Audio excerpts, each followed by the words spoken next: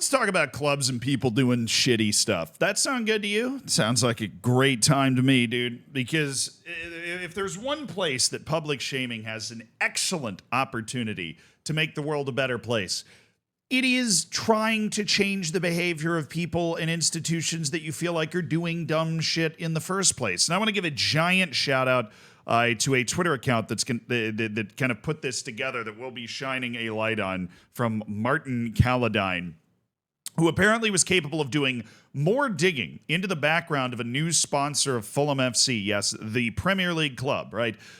More digging into the background of a sponsor that they're signing on with than the actual club was capable of doing. And this is one of those instances where a club, in this case Fulham, right, has decided to partner with a company that basically sent them a check, and they didn't do any due diligence at all to look at what that company does or whether that company, for example, is real.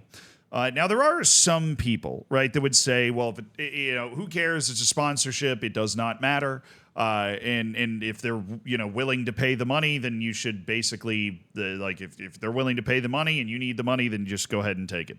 Right. And then the consequences be damned for everybody, right, that you might be, I don't want to say endangering, but harming by kind of partnering with this group. That's just to be honest, as somebody that's in a position that deals with sponsorships and stuff, I just think that's a stupid take. I've always believed that is a stupid take, right? Because when you are partnering with somebody or when you are doing a sponsorship for somebody, you are advertising it to the people that are invested in you, right? In this case, it would be fans of Fulham, right? That would be paying attention to the fact that Fulham tweeted out, "We are pleased to announce IUX Official as our official CFD trading partner," which, side note, the fuck is CFD trading? That just sounds like something that the worst person would be super into. But when it comes to these partnerships and these sponsorships, I think it's naive to think that you can just take money from anybody and it ends up being okay. I mean, you might notice if you've watched my main channel, right, or if you watch Twitch or wherever, I've never done a sponsorship for anything that could be conceived as gambling. Although those are the sponsorships that are willing to pay the most money. They always are.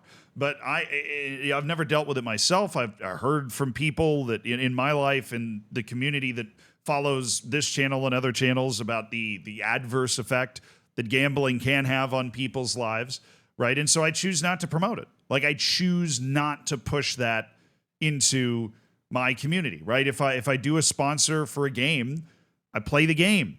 I make sure that the game, isn't a scam, or that the game is has enjoyable aspects to it, that there is a player base that plays the game that thinks it's good.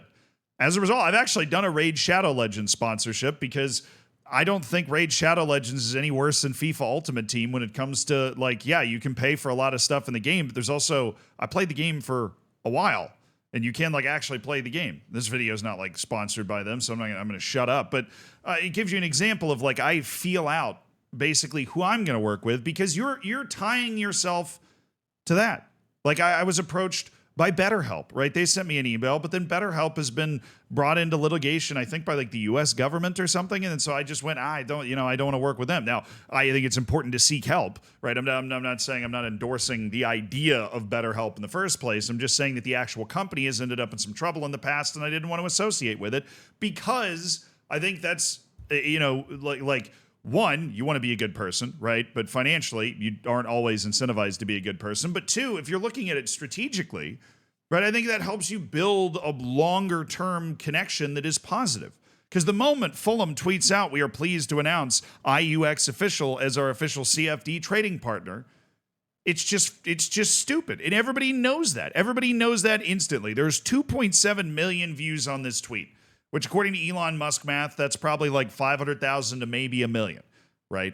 Views on this tweet, right? And it only has 87 likes, and the responses are just was worried we weren't going to have a CFD trading partner this season. What a relief.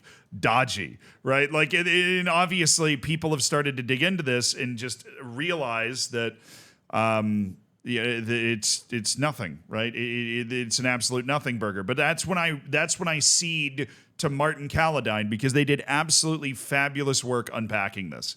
Yesterday, Fulham announced the tie-up with IUX, which offers CFDs. So they did me the favor of explaining what a CFD is in the first place. A high-risk financial gambling product. Sounds delightful, right? In the press release, which they've actually attached, they say that IUX was founded in 2016. The next tweet is basically pointing out that it wasn't. It was registered in the St. Vincent and the Grenadines, because no sketchy company has ever registered, in a Caribbean island, right? That's what respectable companies do. Some of them actually do, but all of the sketchy ones, welcome to the Caribbean, sir. It was also registered in South Africa, Mauritian, and Comoros equivalents in 2023. It is not licensed in the UK, EU, or US, which means you actually can't use it, right? And I remind you, Fulham's in the UK, right? So they now have a CFD trading partner that you can't use in the EU, UK, or US unless you're rocking hardcore VPNs, right? Keep that in mind.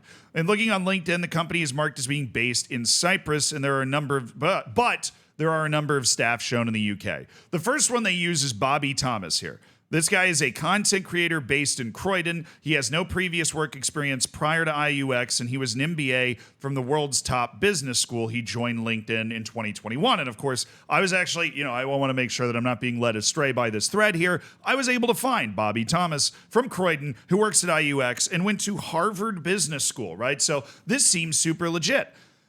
Until you realize that image for Bobby Thomas is a stock photo used for selling clip-on mics, wedding gifts, haircuts, and invitations to donate sperm.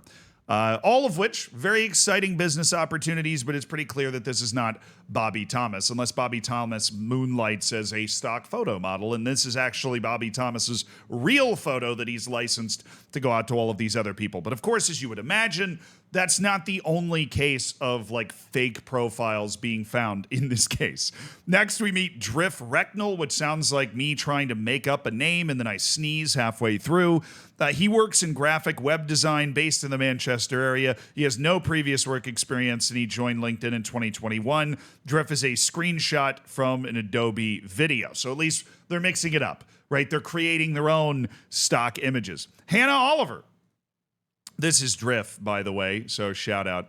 Hannah Oliver is a UK-based news analyst for IUX. She joined LinkedIn in 2021 and is a model from a stock library. I mean, obviously, that's the most stock library photo I've ever seen. How about Peter Corner? He works in UX design, right?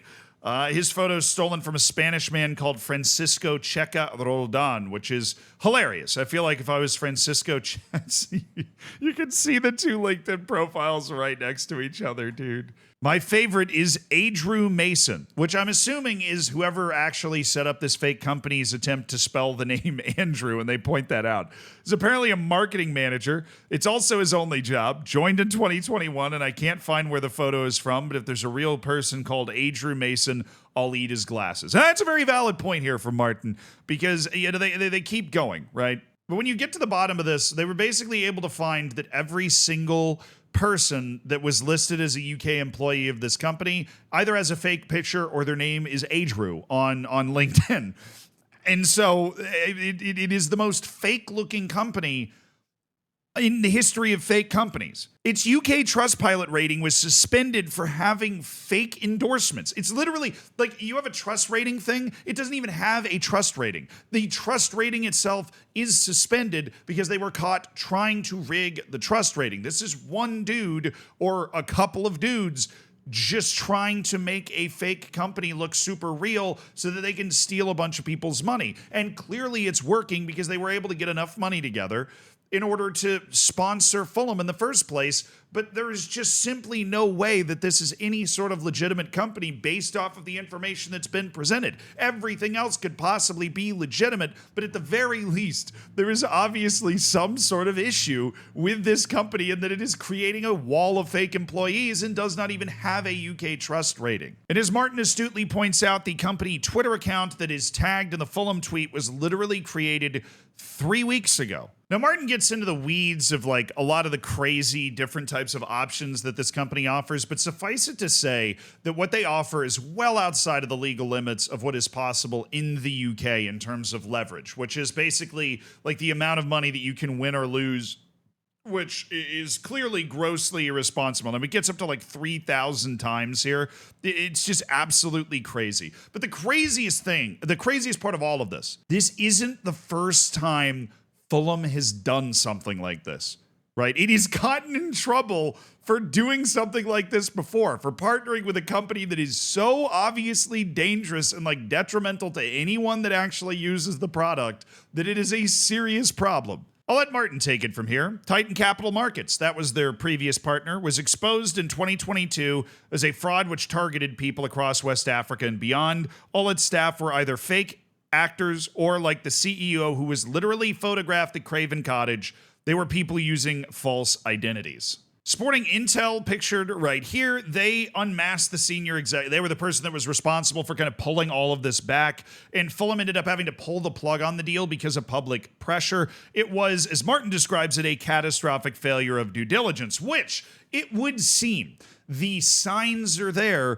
that a catastrophic failure of due diligence has happened again for Fulham. Right? Like, I don't understand how you can get caught in a shitstorm, and then right when you finish cleaning your clothes off from the last shitstorm, you just walk right back outside again, back into the shitstorm. You're just starting the same party all over again. But the piece de resistance, like the best part of this entire thing, is that IUX released a statement condemning people that had made fake accounts pretending to be a part of their company. It says, IUX hereby announces, sick, that we do not employ any individuals based in the United Kingdom. We will pursue appropriate action against any persons falsely claiming to be associated with our company as employees. So IUX has come out with a statement, and according to Martin, who's doing reporting on this particular situation, it said that IUX released details on where their staff is located, and it is mostly in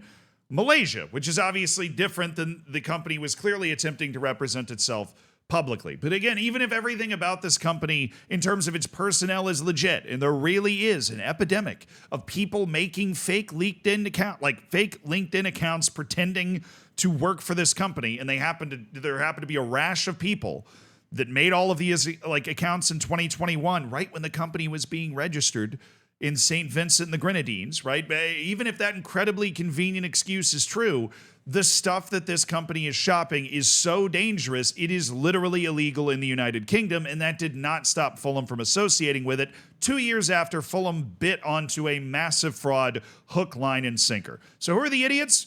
Fulham. Who doesn't give a shit about the people that follow them on anything as long as they're making a few extra dollars? Say it with me. Fulham. I don't know who's in charge of this decision. I don't know why they made it. But they clearly didn't pay any attention to it because it took Martin about 15 minutes to figure out that this company had at least some seriously fishy things going on. And at best, it's an incredibly dangerous thing to be advertising to the people that follow your club in the first place. Just do better. There's a lot of people with a lot of money out there, right? Just do better. That's it.